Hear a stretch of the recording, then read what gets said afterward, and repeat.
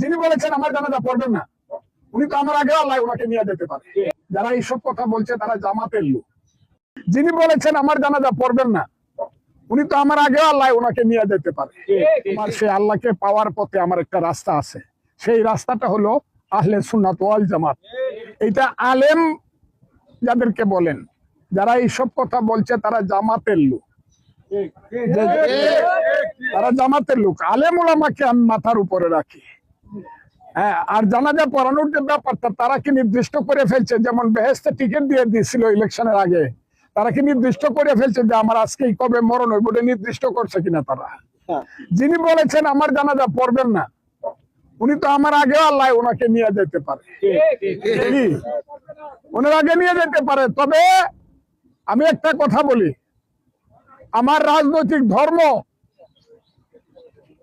যেটা আছে, যেটা চলছে, যার মাধ্যমে আমি এমপি হয়েছি, it is my political religion, political. কিন্তু আমার কিন্তু আধ্যাত্মিক রিলিজন এটা না। আমি আল্লাহ রসুলে বিশ্বাসী মানুষ, আমি কোরআনে বিশ্বাসী মানুষ।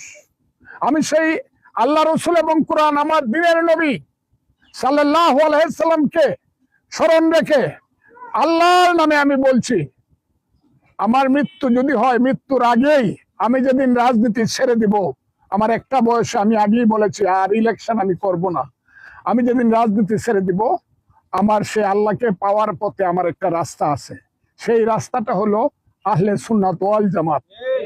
কথাটা খুব ক্লিয়ার আমার।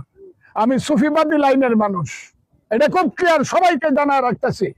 সংসদে আমাকে সময় দেওয়া হয় নাই বলে যে মাজার উৎখাত করার যে ওয়াহাবিদের যে চক্রান্ত, সেই চক্রান্তের বিরুদ্ধে আমি কথা বলতেই পারি নাই। সেই কথাটা আমার খুব নির্দিষ্ট কথা ছিল। আমি বলতে চাই, এই দেশে যতদিন ওলিয়া উলিয়া গাউস কুতুব দরবেশ থাকবে, যতদিন হযরত শাহজালাল শাহপরানরা থাকবে, যতদিন গেসুদরাজ থেকে যারা থাকবে, যখন নাসিরউদ্দিন শাহ পর্যন্ত, যতদিন এই দেশে ওলিয়া উলিয়া গাউস কুতুবরা থাকবে, আমি জানি আমি বংশানুক্রমিক ভাবে আহলে সুন্নাতুল জামাতের মানুষ। আমি তারাও জানে আমি তাদের লাইনের মানুষ, তাদের কাছ সাথে আমি আমার মৃত্যু পর্যন্ত থাকবো। কথাটা খুব বুঝবার চেষ্টা করি। আমি সুফিবাদী লাইনের মানুষ, কাজেই আমার জানাজা পড়ানোর জন্য যদি আল্লাহ আমার জানাজার কপাল রাখা থাকে, আমার জানাজা পড়ানোর জন্য ওয়াহাবিরা লাগবে না, জামাতের ওয়াহাবিরা লাগবে না। আমার বহু পীর আউলিয়া গাউস কুতুব দরবেশ হুজুররা আছে, আমি বিশ্বাস করি আমার লাশ যেদিন তাদের সামনে রাখা হবে, জানাজা পড়ার আমার মানুষের অভাব হবে না, কারণ আমি হইলাম আহলে সুন্নাতুল জামাতের লোক।